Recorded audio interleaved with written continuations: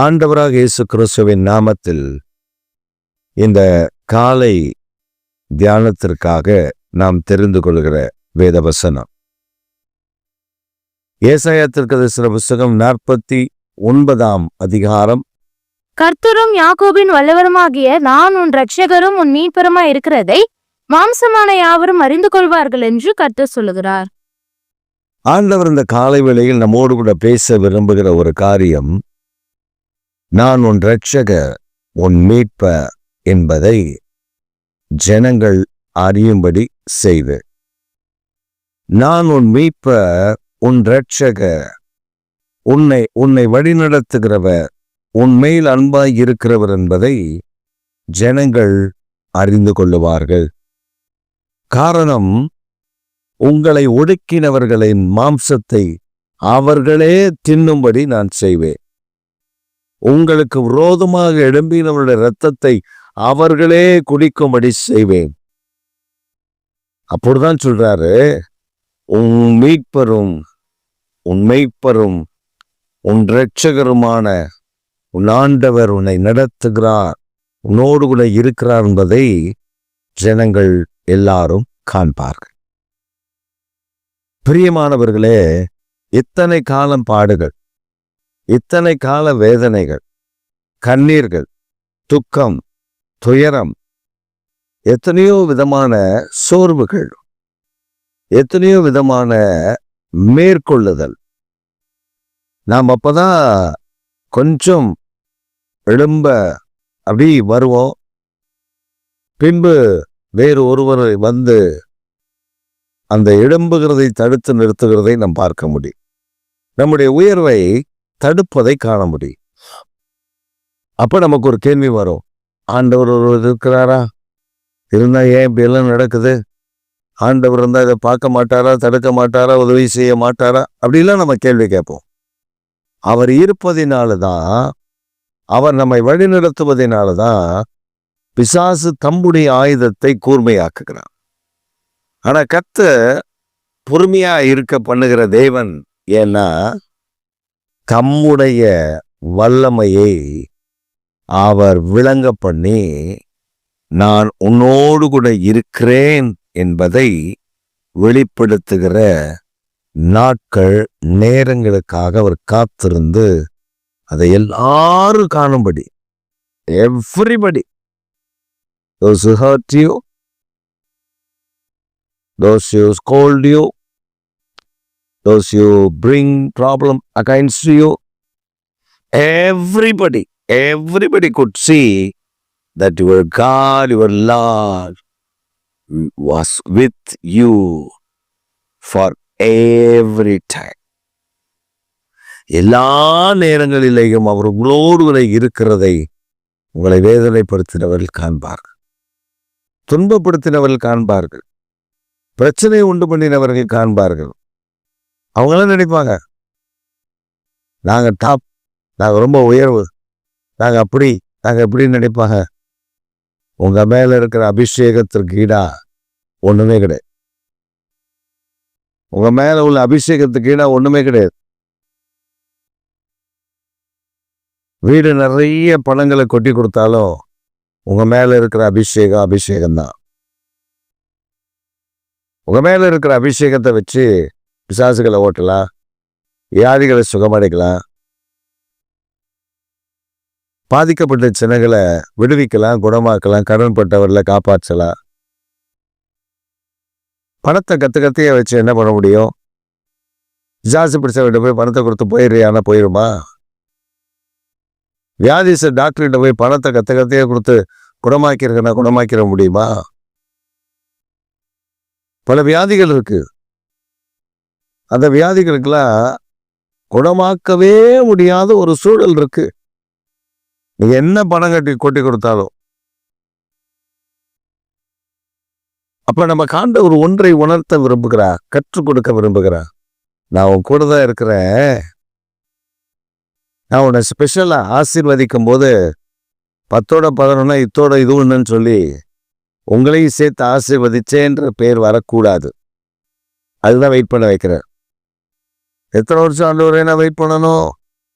ஐயோ நான் எத்தனை வருஷம் வெயிட் பண்ணணும் அப்படின்னு நம்ம புலம்புறோம்ல, இது அவருக்கு தெரியாதா? மோசே தான் இஸ்ரவேலை ரட்சிக்க போறேன்னு நினைச்சா, அவரை கர்த்தர் அந்த நினைப்பு வந்த உடனே நாடு கடத்திட்டார். ஒரு அவன் போனா, சிப்போரால பார்த்தா, சிப்போரால் அவனை கரெக்ட் பண்ணாலா, இவன் அவளை கரெக்ட் பண்ணாலான்னு தெரியாது. கல்யாணம் பண்ணிட்டா, அவன் வீட்டு ஆடை வச்சான், எத்தனை ஆசாரியன் இவர தன்னோடய வச்சுக்கிட்டா. 40 ஆண்டு காலம் போயிடுச்சுங்க. எகிப்துல தன்னுடைய ஜனங்களை பொறுத்த கவலை எல்லாம் அவனுக்கு மறந்துட்டா. Everything he forget because of his flocks. அவருடைய மந்தை நிமித்தம் எல்லாத்தையும் மறந்துட்டா. பேச மறந்துட்டா, படிக்க மறந்துட்டா, யுத்தம் மறந்துட்டா. everything what he learned in Egypt, Moses forgot everything in the wilderness. A shepherd, when he became a shepherd, he forgot every skills and knowledges. இப்ப அவங்கிட்ட கர்த்தர் வந்து பேசுறார்.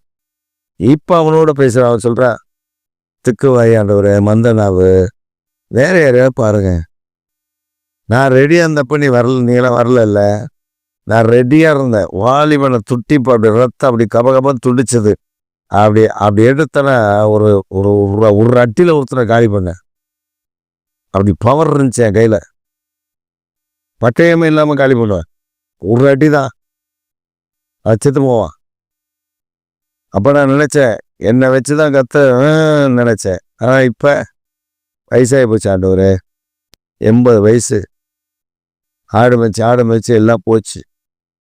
வேளாண் போச்சு, எல்லாம் போச்சு. இப்ப போய் கூப்பிடுறீங்களே, வேற யாராவது பாருங்க, வேற யாராவது பாருங்க. இவன் இப்படியே சொல்லிட்டு இருக்கான். கர்த்தர் சொன்ன, நீதான். அது வரல அவனுக்கு தெரியாது, அது வரல அவனுக்கு புரியாது. கர்த்தர் மோசே எதற்காக அழைத்து கொண்டு போகிறார் என்று அதுவரை அவனுக்கு தெரியாது. மோசே நாம் அனுப்பிவிட்டோம். இனி மோசே இந்த பூமியில இல்ல. மோசே இனி என் வாழ்க்கையில வரமாட்டான்னு நினைச்சிட்டு இருந்த பார்வோர்.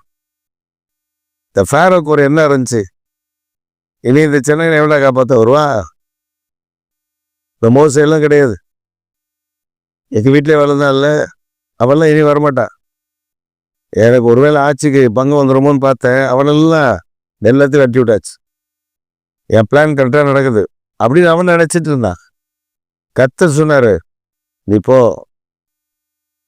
அதே ஊருக்கு போ, அதே எகிப்துக்கு போ, அதே பார்வோன் அவனுடைய சேனைகள் அவனுடைய எல்லா கூட்டத்தை உனக்கு தெரிஞ்சதுதான். அங்க போய் நில்லு, நான் உன் கூட இருக்கிறேன். I will be with you when you stand before Pharaoh.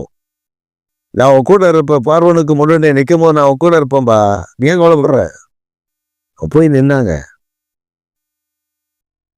போய் நின்னோடனே பார்வோனோட ஏளனமா பேசுறான். அவன் கையில் வச்சு இந்த கோலை அப்படி தூக்கி போடுறான். பாம்பா மாதிரி நிற்குது. அவனுக்கு மந்திரவாதிகளை கொண்டு வந்து கோலை போடுறாங்க. அதுவும் பாம்பா மாறுது. இந்த பாம்பு எல்லா பாம்பையும் சாப்பிட்டு ஏப்ப விட்டு நிற்குது. நம்மால் வாழை பிடிச்சோட அதை கொம்பா மாறிடுச்சு. பார்வோன்னு சொல்ற, இதெல்லாம் நமக்கு தெரிய வேலைப்படுறா அப்படின்னு. ஆனா ஆண்டவர் வாதைகளுக்கு நடுவில் அப்படி வாதை இம்ப்ரூவ் பண்ணி கொண்டு போயிட்டே போறாரு. எரிபந்தமான கொப்பளங்கள் வருது. அவன் மந்திரவாதிகள் சொல்றான், ஐயா பார்வோனே, இது தேவனுடைய விரல், இது வேற ஒண்ணும் கிடையாது. நாங்களும் பண்ண முடியாது, எவருமே பண்ண முடியாது. இது தேவனுடைய விரல். தயவு செய்து அவர் சொல்றதை கேட்டு போயா அப்படின்ட்டு அவனுக்கு ஆள சொல்லிட்டு போறானுங்க. வேற ஒன்றும் அவனால பேச முடியல. காரணம், அவருடைய மந்திர வல்லமைகள் அங்கே முடக்கப்பட்டு போச்சு. மோசேயை கர்த்தர் பெரியவனாக்கி பார்வோனுக்கு தேவனாக மாற்றி ஆரோனை தீர்க்கதரிசியை மாற்றி வச்சார். அப்படி கெத்த வந்து நின்னா. அவன் ஜனங்களுக்கு முன்பா மோசேவை அற்பமா மாற்றுவதற்கல்ல. இவன் இருந்தானா பட்டயத்திருத்தனை எத்தனை பேரை வெட்டியிருப்பான்? இவனை கொண்டு போட்டிருப்பாங்க. ஆனா கர்த்தர் பட்டயத்தினால ஈட்டினால இல்லப்பா, என் வல்லமையினால உன்னை எகிப்திலிருந்து என் ஜனங்களை கொண்டு வர பண்ணுவேன்னு சொல்லி கர்த்தர் மோசேக்கு வைத்திருந்த திட்டத்தை மோசேக்கு தெரியாது. ஆனால் அவன் அதை வெளிப்படுத்தி அவனுக்கு ஆண்டவர் அதை சொல்லி கொடுத்து அவனை வெளியே கொண்டு வரும்போதுதான் ஆச்சரியம் காத்திருந்தது, பிரமிப்பு காத்திருந்தது, மேன்மை காத்திருந்தது, ஒரு மகிமையான பிரசன்னம் காத்திருந்தது. மோசேவை கர்த்தர் பெரியவனாக மாற்றி. பாடுகள் உண்டு, பிரச்சனைகள் உண்டு, வேதனைகள் உண்டு. ஆனால்